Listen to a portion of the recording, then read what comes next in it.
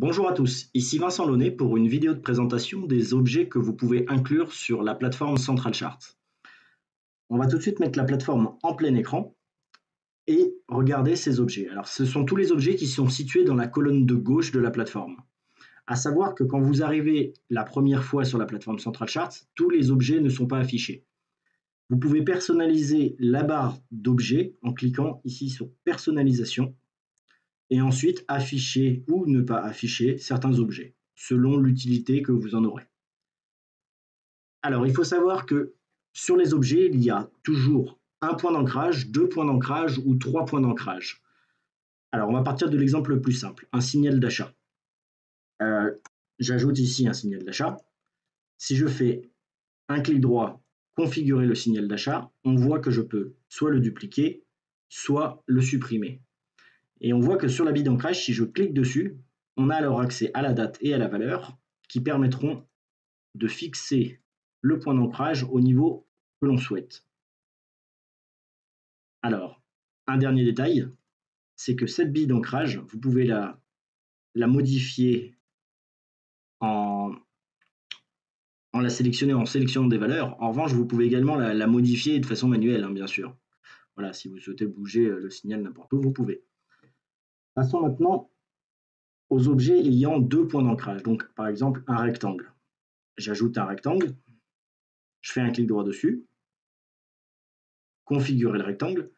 Alors, on a d'abord accès à toute la configuration du design. Alors, on peut par exemple fixer une largeur de 2 pixels de large, on peut fixer que le contour sera en pointillé, on peut fixer une couleur, on peut fixer qu'il y aura un fond ou non, on peut dupliquer ou supprimer ce rectangle. À savoir maintenant qu'il y a deux points d'ancrage. Si on clique sur le premier point d'ancrage, on peut à nouveau modifier la date et la valeur du point d'ancrage. Si je veux le faire partir de plus loin ou inversement le rapprocher. Pareil pour la valeur, on peut le descendre ou l'augmenter. Vous pouvez modifier ces points manuellement. Voilà. Et maintenant, trois points d'ancrage. Donc, si on prend l'exemple d'un triangle qui aura trois points d'ancrage, voilà, 1, 2, 3 points d'ancrage. Et de la même manière, vous pourrez modifier l'épaisseur, mettre en pointillé, choisir la couleur, le fond ou non, et ensuite, au final, en cliquant sur les petites billes d'ancrage, modifier les points un par un. Point 1, point 2, point 3. Une toute petite particularité sur le retracement Fibonacci. Alors, je vais en tracer un et vous montrer que le retracement Fibonacci a quelques paramètres supplémentaires que vous pouvez modifier. Alors, je vais prendre un retracement Fibonacci au hasard. Si on regarde et qu'on fait configurer le retracement Fibonacci, on voit finalement qu'ici on a trois petits points. Ces trois petits points permettent simplement de dire si on veut afficher les pourcentages, afficher ou non le prix, ou bien si on veut aligner les informations de prix à gauche ou à droite du retracement Fibonacci. C'est la toute petite particularité. Un dernier détail concernant tous les objets, sachez que vous pouvez utiliser le mode aimantation, situé ici. Par défaut, ce mode est désactivé. Si vous l'activez, vos points d'ancrage vont automatiquement aller se fixer sur les plus hauts ou les plus bas des bougies. Alors, je vous donne un exemple, je vais supprimer tous les objets du tracé, du graphique.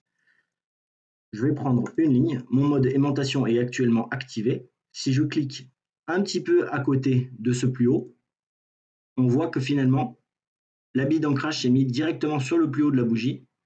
Et pareil, ici, si je clique approximativement, enfin ça vient se coller toute seule directement dessus.